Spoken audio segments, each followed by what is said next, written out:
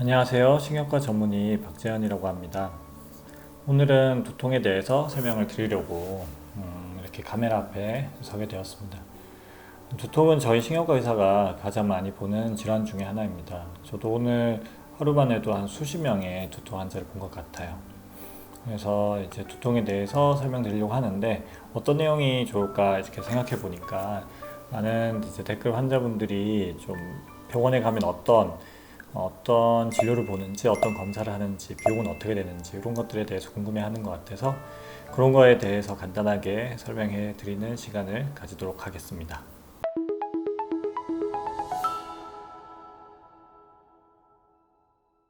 이제 이 영상을 보시는 분들은 이제 어느 날 갑자기 두통이 생긴 분도 있을 거고, 지금 당장 머리가 심하게 아픈 분도 있을 거고, 오래전부터 간간히 머리가 아팠다, 안 아팠다 하는 분도 있을 거예요. 그 각각의 경우에 따라서 이제 검사법도 다르고 치료법도 다 다르게 됩니다. 그래서 그런 것들에 대해서 자세히 물어보고 또 그 증상에 맞춰서 검사를 하게 되고 그 증상과 검사 결과에 맞춰서 이제 치료를 하게 되는 그런 과정을 거치게 됩니다. 거기에 대해서 이제 설명을 드리도록 할게요. 제 소개 먼저 드리면, 저는 이제 신경과 전문이고 신경과 의사가 된 지는 이제 10몇 년 정도 됐어요. 한 13년, 14년 정도 되었고, 저는 두통에 관심이 많은데 제가 어렸을 때 두통으로 고생했던 것도 있고 지금도 한 번씩 두통이 있어요. 그래도 지금은 두통이 잘 조절되고 있어서 예전만큼 심하진 않고 1년에 한 두세 차례 정도 머리가 아파서 약을 먹어야 되는 정도, 그 정도로 되고 있습니다. 그래서 환자분들이 머리가 아프다고 하면 저도 잘 공감해 드릴 수 있는 것 같아요. 그렇고 또 적어도 저만큼은 좋아지게 해 드리려고 노력을 많이 하고 있습니다.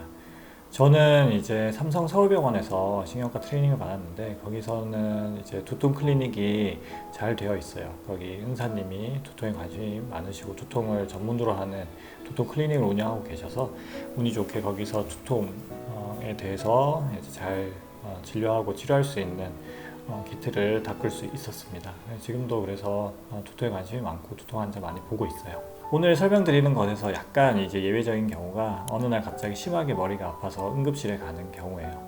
응급실에 가게 되면 진료 과정이 좀 다르죠. 여기서는 다른 것보다는 이제 CT를 우선해서 검사를 하게 됩니다. 뇌출혈을 확인해야 되기 때문에 이제 그런 경우 말고 이제 외래로 오는 경우, 저희 같은 개인 병원이나 아니면 이제 종합병원이나 대학병원도 크게 다르진 않아요.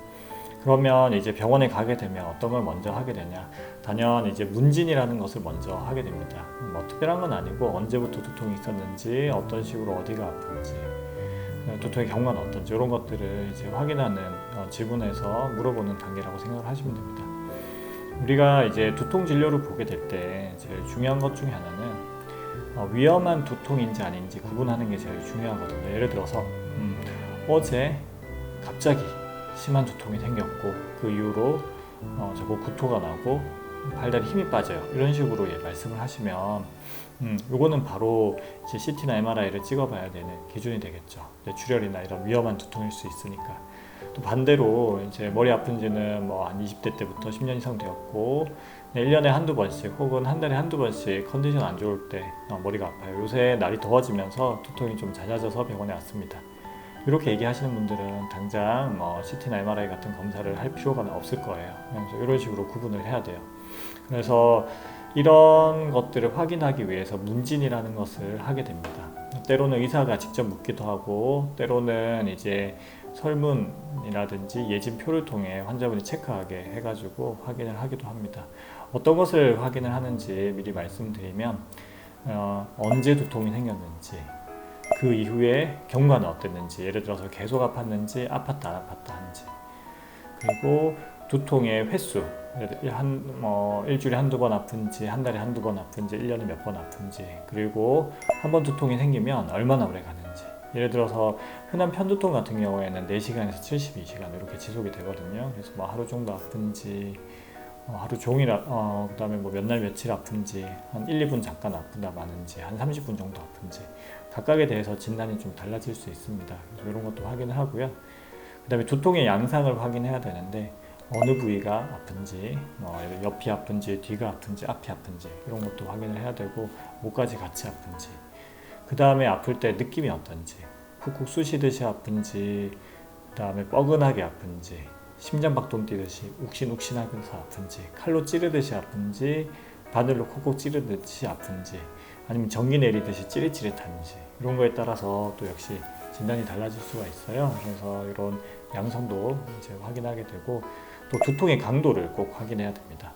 예를 들어서 두통이 약한 경우랑 아주 극심한 경우, 그리고 또 이제 원인이 다를 수 있기 때문에 두통의 강도가 어는지, 또 이제 환자분이 얼마나 고생하는지도 이걸 통해서 알 수가 있잖아요. 그리고 두통의 동반된 증상을 꼭 확인해야 됩니다. 속이 메스꺼운지, 어지러운지, 팔다리 힘이 빠지거나 말이 어둔해지진 않는지, 그리고 의식이 처지는지, 또 때로는 이제 눈물이 머리 아플 때 눈물이 나거나 눈꺼풀 처지거나 코가 막히거나 콧물이 나거나 눈이 충혈되는 금발두통 환자분들도 있거든요. 그래서 이런 동반 증상이 있는지 꼭 확인하게 됩니다. 이런 여러 가지 질문들을 통해서 환자분의 두통이 위험한 건인지 아닌지, 위험한 두통이라면 어떤 것이 가능성이 높은지, 위험하지 않은 거라면 또 그 중에서 어떤 건지, 이런 것들을 전반적으로 확인하게 됩니다. 이런 문제를 통해서 두통을 어느 정도 이제 이런 두통의 가능성을 확인했다고 하면 그거를 이제 신체 진찰을 하게 됩니다. 예를 들어서 팔다리 힘이 빠지는지도 체크해 볼 수 있고요, 말이 어둔한지도 체크해 볼 수 있고, 눈동자 움직임, 얼굴 표정은 괜찮은지, 또 열이 나는 환자라면 이제 목이 뻣뻣한지도 확인을 해야 되고요. 그 외에 이제 목이 안 좋아서 목 근육이 긴장되면서 아픈 긴장형 두통이나 경축성 두통 환자분들도 워낙 많거든요. 그래서 이제 목 부위라든지 아니면 다른 머리 부위에 손으로 눌러서 이제 두통이 심해지거나 혹은 두통이 완화되는지, 이런 것도 확인할 필요가 있습니다. 이렇게 이제 문진이나 신체 진찰을 약 한 몇 분에서 한 10몇 분 정도 이렇게 시간을 소요해서 이제 진행을 하게 되고요. 그 다음에 이제 진행을 하는 게 이제 검사를 하게 되겠죠. 이제 머리가 아프다고 해서 바로 다 모든 환자분들을 다 검사할 필요가 있지는 않아요. 특히 이제 최근에 관련된 검사를 했다고 하면 더더욱 할 필요가 없고, 오래된 두통이라고 하면 무조건, 아니면 최근에 생긴 두통 중에서 경미한 두통, 예를 들어서 긴장형 두통이 의심이 된다, 이런 경우에는 꼭 이제 검사를 할 필요가 없거든요. 근데 이제 필요한 경우에 이제 검사를 하게 되죠. 저희 이제 두통 클리닉에서 하는 검사가 어떤 게 있는지 설명을 드릴게요. 중요한 거는 CT나 MRI 같은 영상 검사가 되겠죠. 그래서 이거는 이제 모든 두통을 다 밝혀내고자 그런 의미는 아니에요. 많은 분들이 이제 CT나 MRI 찍으면 두통의 원인이 나온다고 생각을 하시는데 그렇지는 않아요. 제일 흔한 두통은 이제 1차 두통이라고 해서 CT나 MRI에서 이상이 보이지 않는 편두통이나 긴장형 두통이거든요. 그래서 이제 CT, MRI가 이제 찍어야 되는 이유는 이제 뇌출혈이라든지 뇌종양, 뇌경색, 뇌동맥류, 뇌동맥 박리, 이런 등등의 이제 위험한 두통의 원인을 찾고자 할 때 CT나 MRI를 하게 돼요.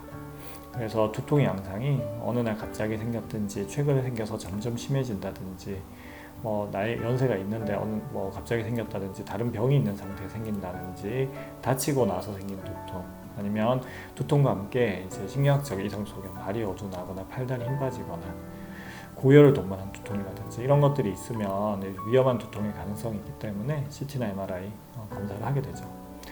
또 그 외에 이제 하게 되는 검사 중에서 유용한 검사는